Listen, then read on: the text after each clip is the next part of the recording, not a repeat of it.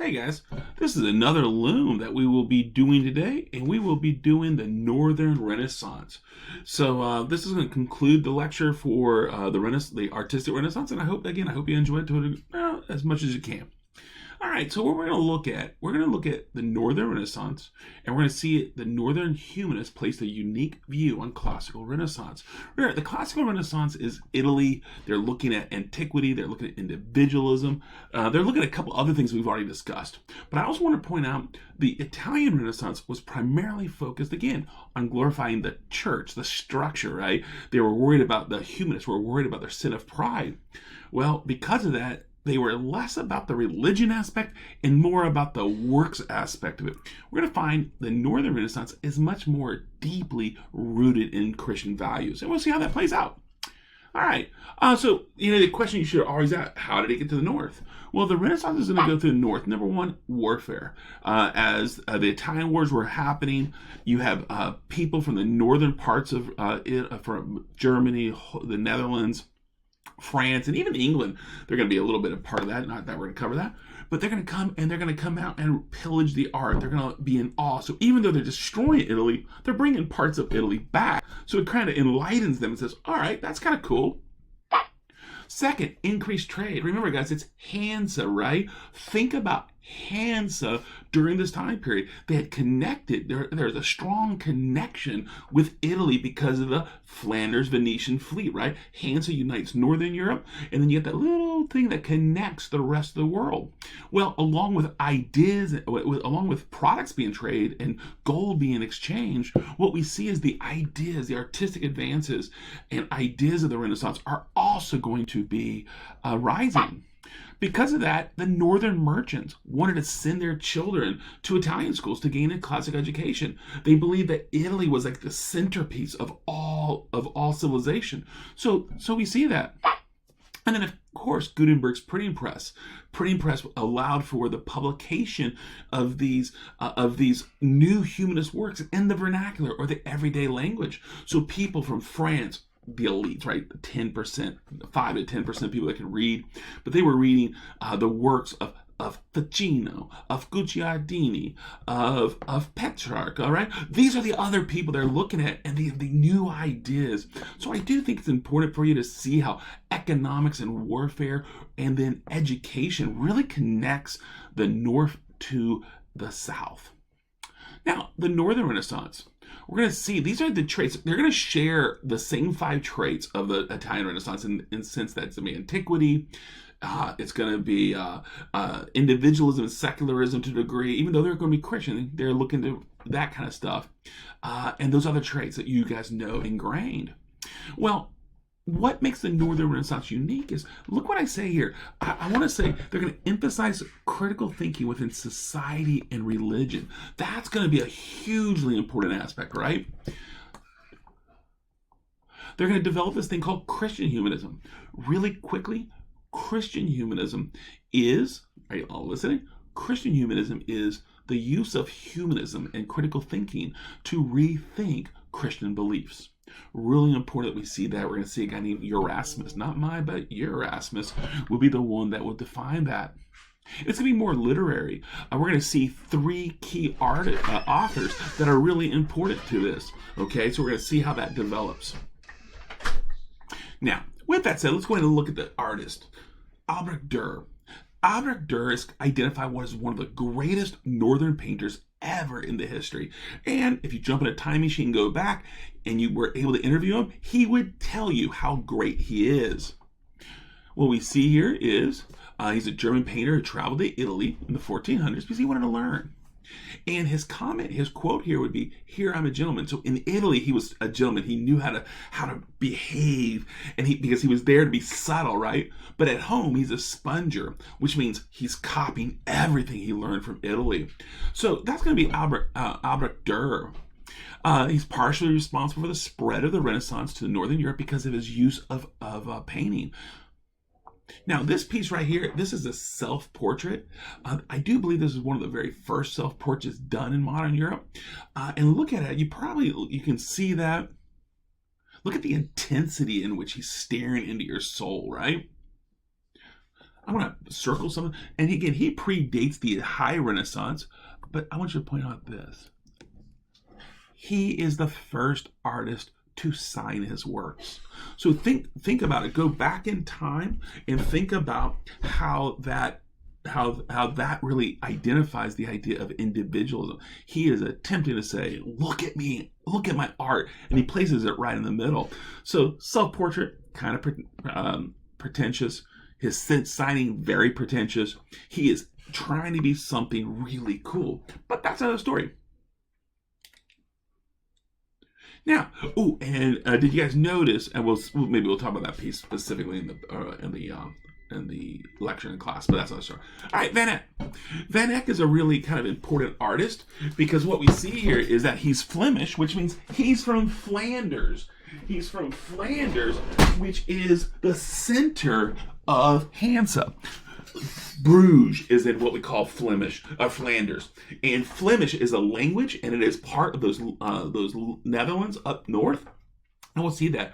But Flanders was one of the centerpieces of the Northern Renaissance, and Jan van Eyck is probably one of the most important of it.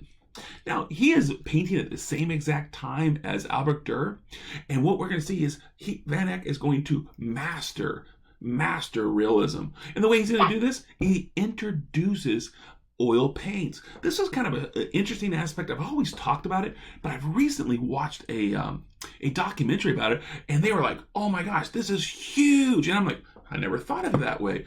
But he absolutely introduces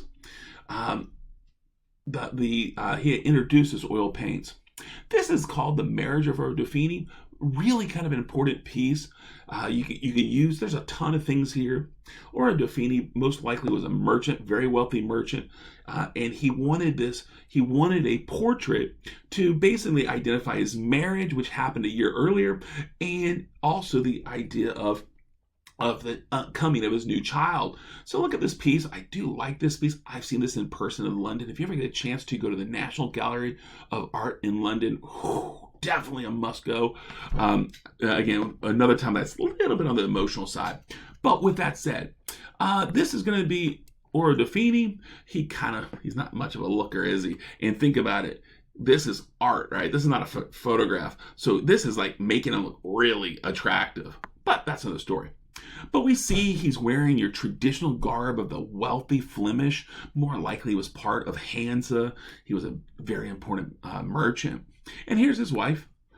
And that green really represents wealth. I guess that dye is so expensive. So he wanted to make sure that this pregnant wife had a wonderful gown on and that this would be memorialized.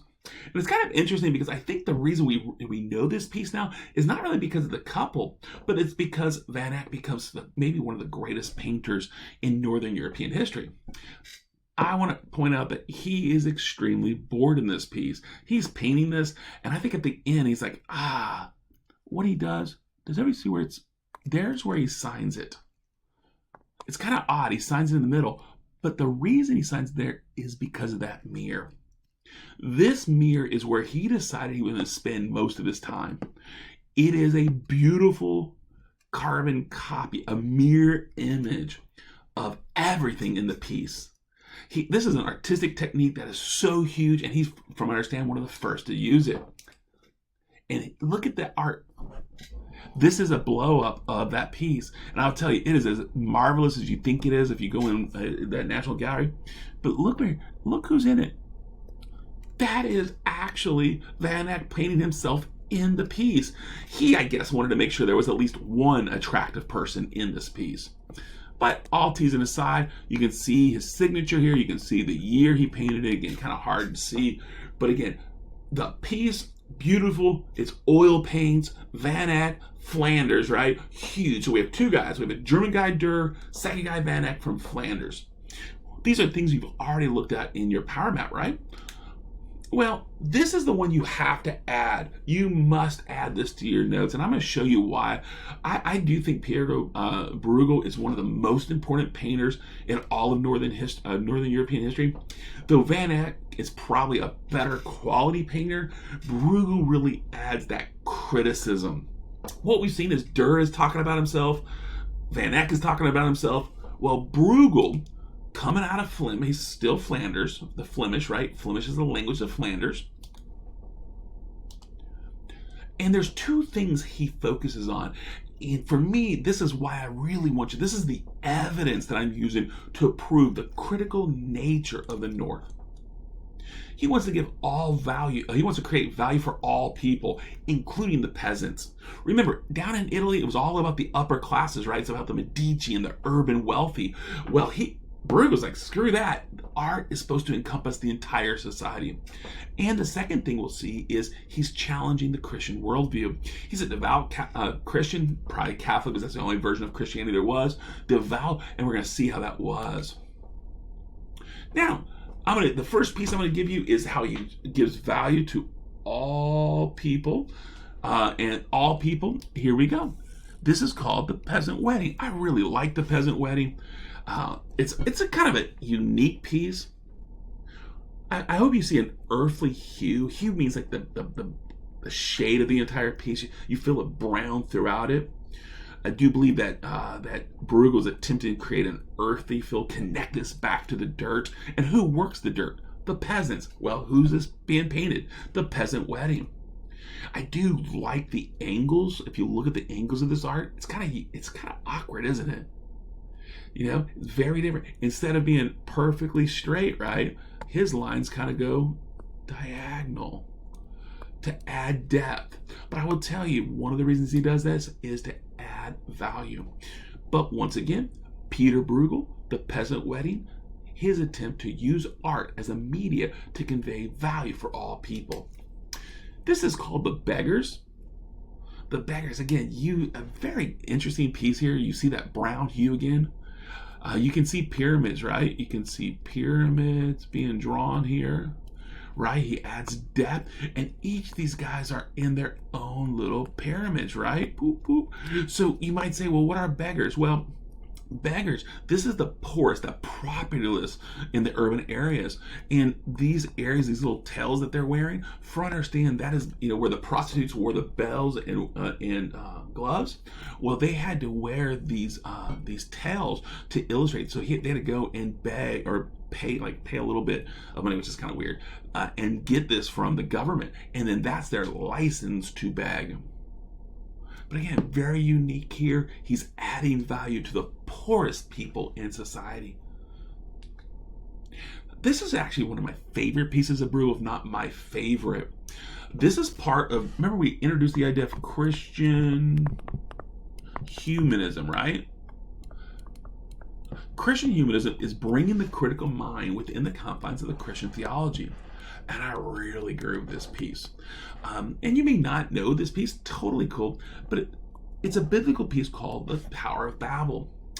I'm going to tell you very quickly what the Tower of Babel was. The Tower of Babel is found early in the book of Genesis, the first book of the Bible. And according to this, all the men of the earth believed they were becoming godly themselves, and they wanted to puff themselves up. So they decided they were going to build a tower in the town of Babel that reaches to the heavens. And as they're building this all the way to the heavens, God and the angel said, they're about to become one with us. So God decided, well, what we're going to do, we're going to go down and create new languages. And he disrupts the people. So now the people who were speaking one language in this book Genesis, all of a sudden God gave them different languages, and they could no longer understand each other. That's why today, if you babble, you're talking nonsense. Well, the Tower of Babel is when God created a moment where these men talked nonsense and they never were able to finish their tower. The reason I think this is important is it's very different. It's similar to, remember how the Italian Renaissance painters used David to tell a story of individual secularism and power? Well, I would tell you, I believe Bruegel is using the Tower of Babel as a warning about pride, and says, if we think we can do all things on our own, God will create chaos. So this piece is a warning to the people of Bruges and Flanders to say, hey, we cannot do everything on our own. We must be connected to God, because if we try to, we will be creating chaos. So we see three pieces by Bruegel. I know you say, hey, the other guys were in the book and you were able to read them. But Bruegel Bruegel is a Flemish painter who introduces a new idea of adding value to the poorest of poor with the peasant wedding and the beggars, and he creates a critical view to force the viewer to rethink who they are in their Christian faith. Really kind of a cool thing there. Now, this is nowhere near your notes, guys. This is nowhere near your notes, so you better make sure that you are ready to write.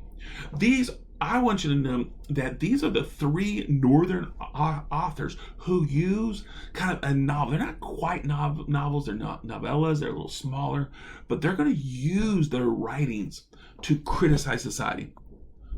All three of these create satires. If you don't know what a satire is, you may want to, if you ever get a chance to watch Blackish is a satire. They're using the African-American experience and attempting to create funniness out of it, so it causes viewers like myself to challenge my view of society. So a satire is an artistic tool used to bring funniness to shine a light on the problems of society, to cause people to critically think. Well, from what I understand, these are the first three satires I've ever heard of. But again, I'm not much of an English person in that sense, but you can check that out.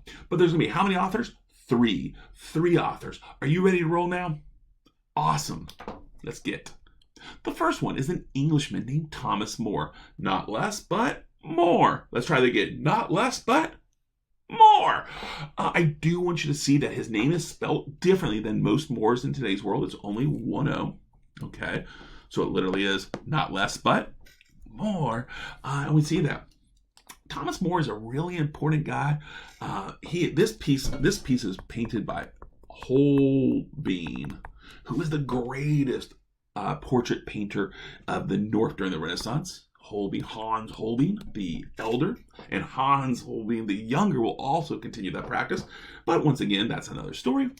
But what we see here is, I don't care about the years, but he is an English writer and civic humanist. He was an intellect. He was a devout Catholic, but he was also an intellect. And because of his intellect, he read the new Cicero by Bruni, and he felt compelled to work for the government. So he fully embraces civic humanism. So rather than him sacrificing his life to serve the church, he is going to serve the state. And unfortunately, this service of the state will cost him his head. We'll see this later in Unit 2. But he is definitely going to work. This is an official painting of him as the Exchequer, the Secretary of the Exchequer. He was a very important person in Henry VIII's cabinet. What we're going to talk about today is his book called Utopia. He publishes it around 1550. Utopia. Utopia is a book that criticizes English culture. Utopia is a book that criticizes English culture. So let me tell you a little bit about it. Well, Utopia is a fictitious island in the middle of the Atlantic that is supposed to be perfection. In today's world, the word utopia means a perfect world. Typically, if somebody says you're living in a utopia, it's more of a satire, more of criticism that maybe you don't know what reality is. But the word utopia by itself is a perfect world. About 15 years ago, there was a drink called Fruitopia. Well, guess what the creator was trying to do was say it was a perfect drink. So utopia is a word that you probably would want to put in your vocabulary. I do think when you go to college, they would expect you to know what utopia means. But it derives at this moment. Thomas More is the one that invented this. And what he does in Utopia, the perfect island, what he does, he creates a world where there's no private property. There is no social classes.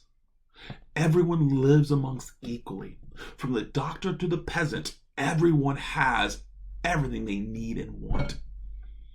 What he's doing here is criticizing this transition because in England, they were, especially under Henry VIII, that we'll see later, it was really heavily about the development of capitalism. You have the burghers or the merchants who, I'm the most important people, and everyone else sucks.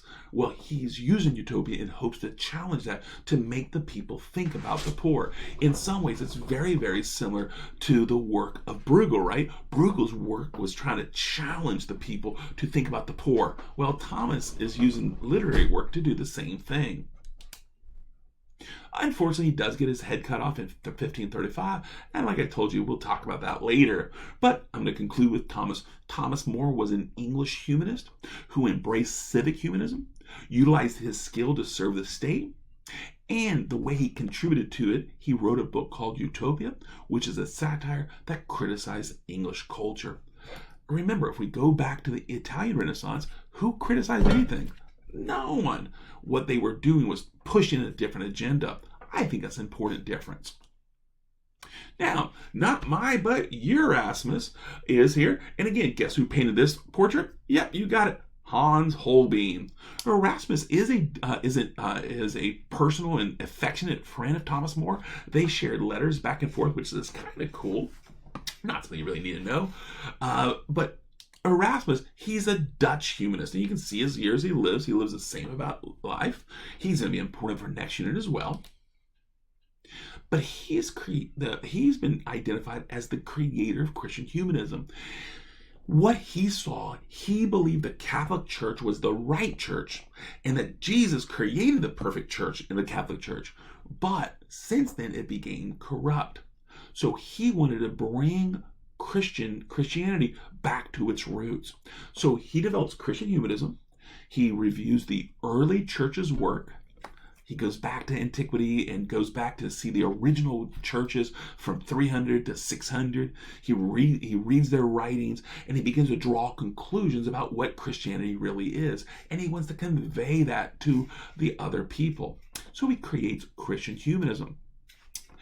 All right, I'm going to give this a definition a little bit different than the beginning.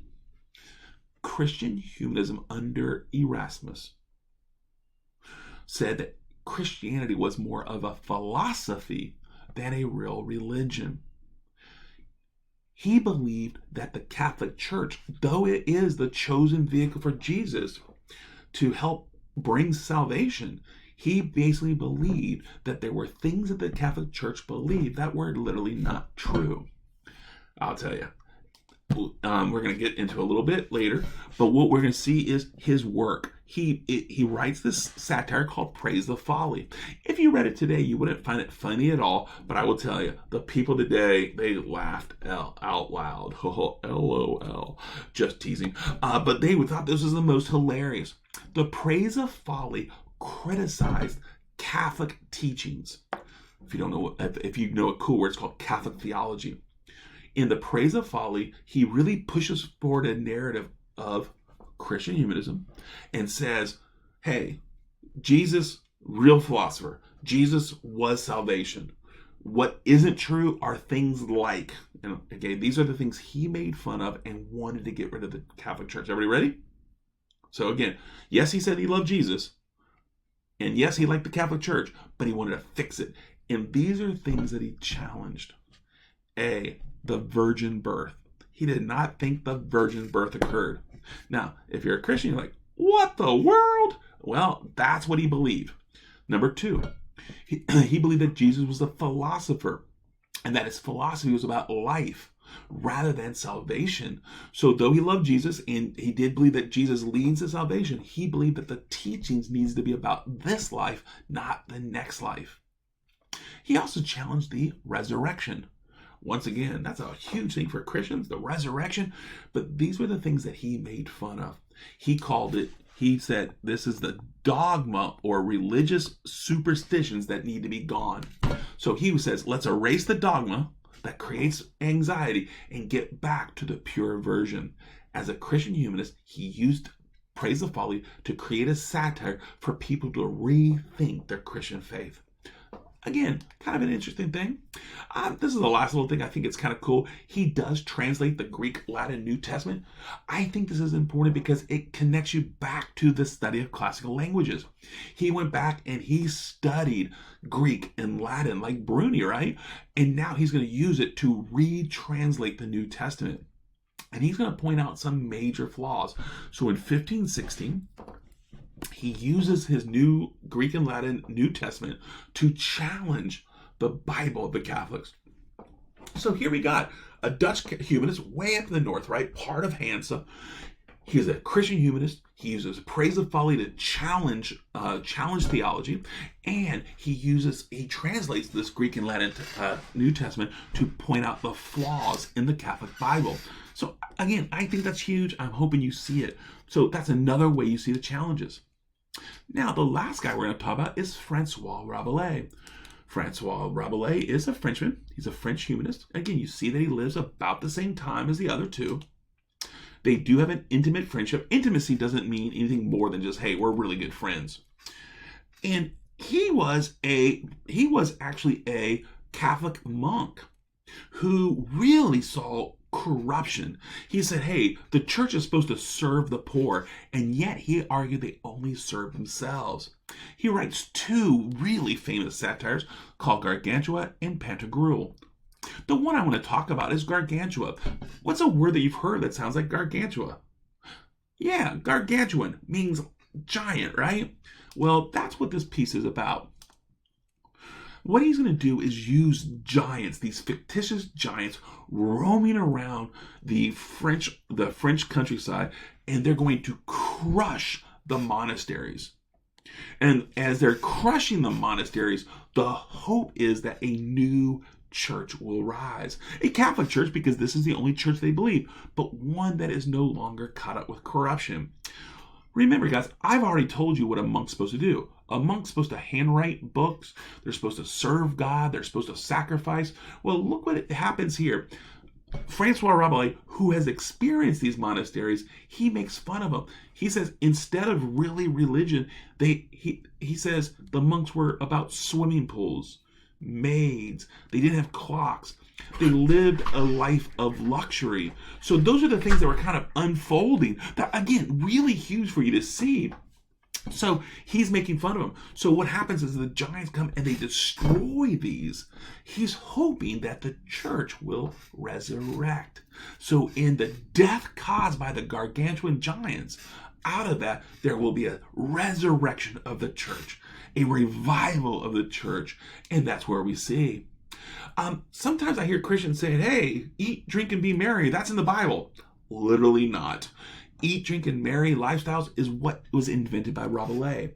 The Bible talks about fasting, not drinking, and living a life of solitude. Well, these monks were eating the most food, drinking the most alcohol, and living the merriest of lives. Nothing about Jesus or his teachings. So he's using this satire to make fun. And once again, the French people, they laughed out loud. They thought this was the funniest thing. But in the end, the hope is a better future.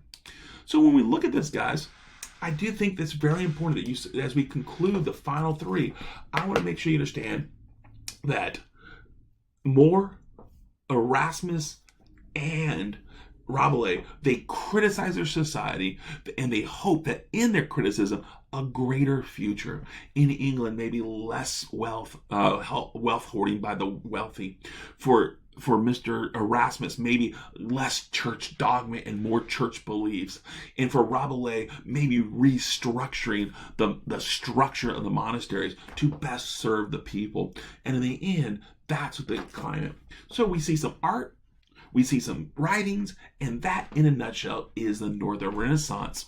If you want to know more about this, of course, there's so much more, but that's where we're going to stop for the day.